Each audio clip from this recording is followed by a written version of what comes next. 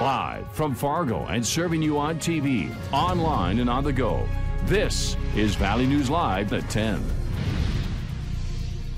The snow slowed for several hours in the valley, but it's falling again. It's part of another front that pushed through that town earlier. It's South Dakota. That's a live shot from our sister station in Rapid City, where, as you can see, there's a new coating of white on the ground. And it's making its way into a substantial portion of the valley. So there will be more of what you see now when you wake up tomorrow morning.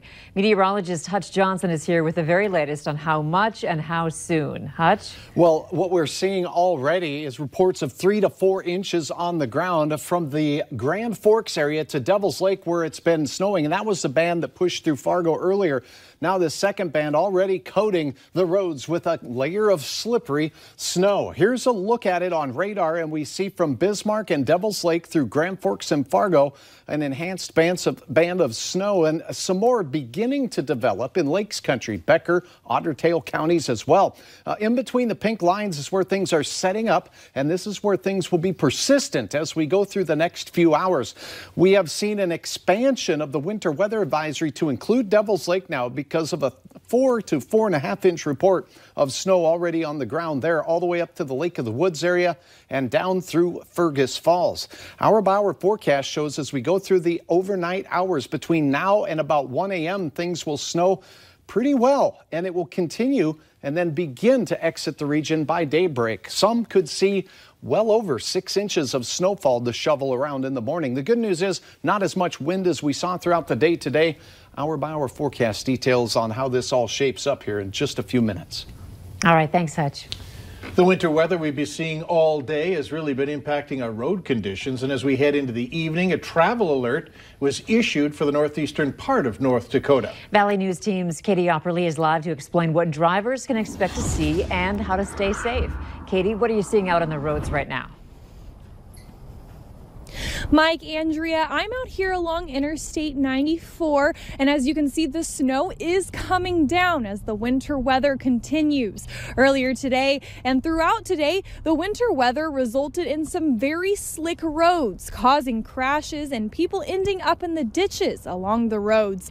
The wind has played a huge part, impacting both visibility and driving conditions. But tomorrow, as people continue to travel to school and work throughout the day, they can expect to see more snow. Plows will be out, and they have been out trying to clear the roads, and the roads have been treated to try and keep the roads in good condition, but they are still expected to be slippery. There are some things that you can luckily do to make sure that you are staying safe. First and foremost, officials are recommending that everyone slow down. They are also recommending drivers stay back from other cars and increase their following distance so that you have more time to react. AAA says to never use cruise control on any slippery road conditions, and drivers, lastly, should take it easy when they accelerate or come to a stop, as doing either too quickly can cause loss of traction. We're going to continue to bring you updates on the weather throughout the night and into the morning, so stay with Valley News Live. For now, in Fargo, Katie Opperly, Valley News Live. All right, thank you, Katie, for that. And to keep up with the weather at any time, anywhere, make sure you download the Valley News Live Storm Team Weather app. You'll get the latest forecasts and conditions so that you can plan your day. All you have to do is search VNL Weather in the App Store and download it for free. 2 people from North Dakota were killed when a 75-foot tree fell onto their Airbnb in San Diego this morning. The incident happened in Point Loma Heights neighborhood of San Diego. Officials say Troy and Jessica Nelson, owners of Trojan Promotions in Grand Forks, were staying in the house while attending a work event. Authorities say the brother of Jessica, Ryan Langerud, was also injured when the tree fell but was able to get out safely. The massive tree caused significant damage to the structure of the home and hindered crews from reaching the people inside. Authorities say the tree collapsed during a high wind warning for that area. Family members of Brainerd, Minnesota native Corey Borg say he was killed last week by an avalanche while skiing in New Mexico. In a Facebook post on Thursday, Taos Ski Valley says 2 skiers were buried by snow after an avalanche at the mountain. The post says the ski patrol found the skiers and removed them. Corey Borg was one of the victims. The condition of the other skier is not known. If you'd like to help Borg's family with medical expenses, his aunt has created a GoFundMe page. A link to it has been posted on our website, valleynewslive.com. President Donald Trump spent this MLK Day in Washington, D.C. as the shutdown hit the 1-month mark. The U.S. Senate's expected to vote this week on his offer to end the stalemate. Democrats say it's not good enough. All this as call-outs among TSA staffers hit a record, while 800,000 federal workers remain without pay. Hundreds of thousands of people are bracing to miss a second paycheck on Friday. Today, IRS workers called back in, started processing your tax filings without getting paid. And at the end of the month, affordable housing contracts expire, with many mortgage and rent payments due. President Trump's latest plan would offer 3 years protection to dreamers and hundreds of thousands of other immigrants in exchange for a $5.7 billion border wall. In order for the idea to pass the Senate, they'd need 7 Democrats to join them. So far, a non-starter. We want the symbol of America to remain the Statue of Liberty, freedom, equality, not a divisive wall.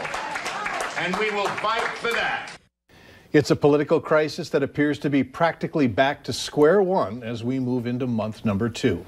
New video is giving us a more complete picture of what happened in that viral confrontation between students wearing MAGA hats and a Native American elder at the Lincoln Memorial. Reporter Ron Allen tells us how the student at the center of it is defending himself. This face-to-face confrontation igniting charges of racism. Kentucky high school students accused of mocking Native American elder Nathan Phillips, who claims his drumming was a gesture of peace. I was scared. I was feared.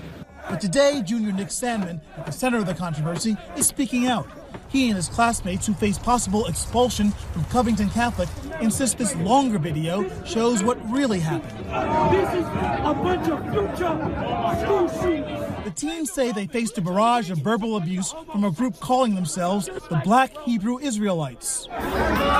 Sandman claims they got permission from chaperones to respond with spirit chants to counter the hateful things that were being shouted. Phillips approached, trying, he says, to decrease tension between the two groups. I intervened, and things just escalated from there.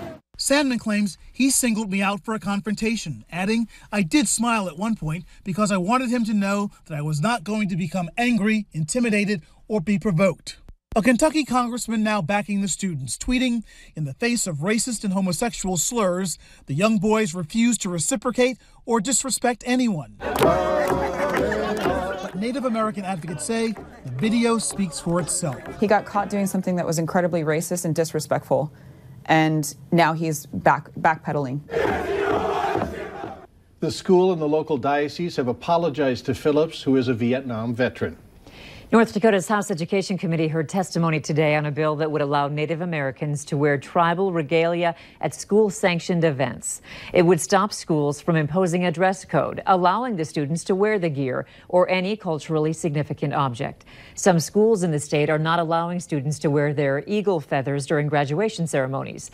In today's discussion, several amendments were suggested to clarify what type of activity it would be allowed at and the specific type of clothing or accessory allowed.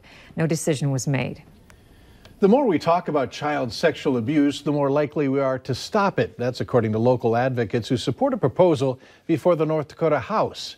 House Bill 1237 asks all North Dakota schools to provide students with information about child sexual abuse.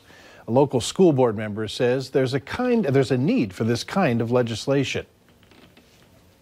With the emphasis on child abuse and sexual abuse and human trafficking, I think it's very important for our youth to learn how to protect themselves and what's appropriate. The bill currently sits with the House Education Committee, and for more information on this bill, you can visit us online at our website, valleynewslive.com. A true patriot. His abilities to use words was transpiring to nations all around, but his heart and actions spoke just as clearly.